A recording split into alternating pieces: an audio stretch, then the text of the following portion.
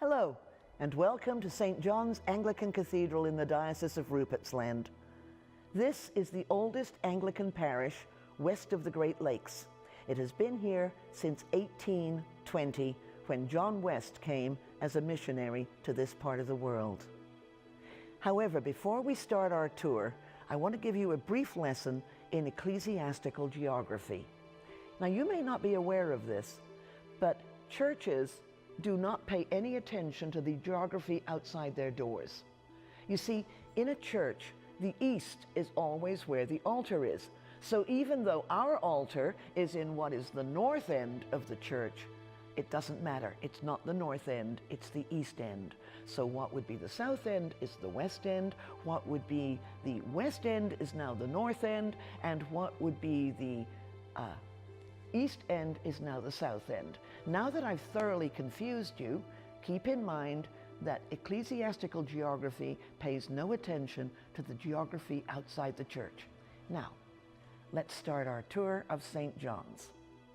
So, before we start our tour, I need to explain to you the shape of the church. Now, most people looking at churches will say, well, they're in a cruciform shape, so that's obviously because they're Christians and the cross is important to them. No.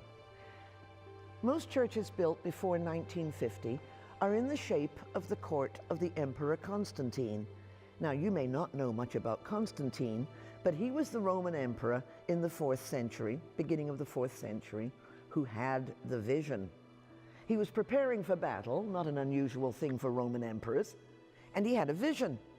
And the vision was a flaming cross and a voice that said, "In this sign you will conquer." Constantine immediately issued the Edict of Milan. That was in 321 in the Common Era. And that made Christianity the state religion of the Roman Empire. So Christians could come up out of catacombs and out of caves and other people's basements, and they could actually build churches. And I don't know whether they did it in thanks to Constantine or what, but churches are built in the shape of the court of the Emperor Constantine. So let me take you through it. Where we're standing now, which is between the two entrance doors, this part of the church is called the narthex. Don't panic, there's no test, but that's the fancy Greek word for lobby. Now, this is where the people would come in and wait to enter the Great Hall.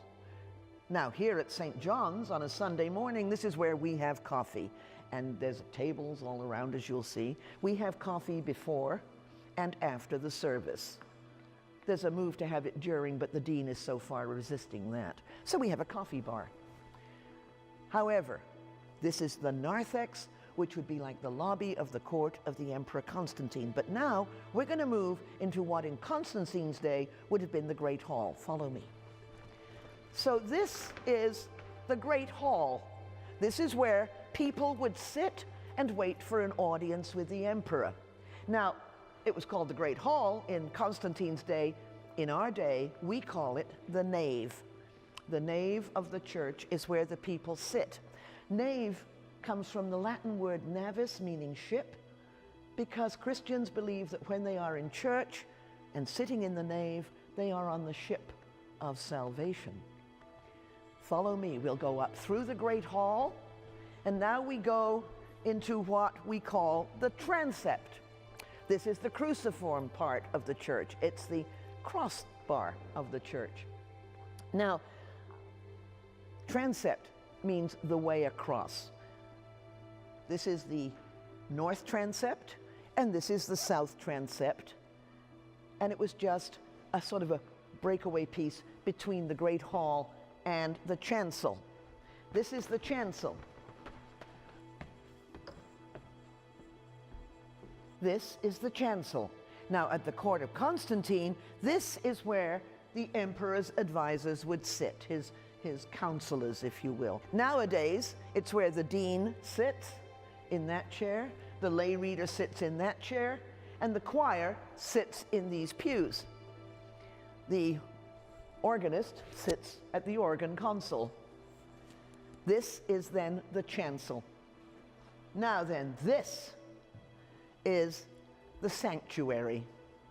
All Anglican, Roman Catholic, Lutheran churches refer to this as the sanctuary. It is where the altar is, our altar. But at the court of Constantine, this would have been where Constantine's throne was. Now, when they started building churches, of course, they dumped the throne and replaced it with an altar. However, in a cathedral, we still have a throne, and this is it. This is the cathedra. That's the Latin word meaning chair. It's the bishop's chair. It's the bishop's throne. When the bishop worships with us during communion in the high and holy seasons, this is where the bishop sits. On this side, these are called the sedalia. This is where the canons would sit. Canons, by the way, are Anglican clerics who are advisors to the dean. They are especially appointed by the bishop. Now, we have 9 canons, so if they parked in these, they'd have to be stacked 3 deep, and canons don't take kindly to stacking, so we put them in the south transept, and this is where the servers and the sacristan sit during Holy Communion in high and holy seasons.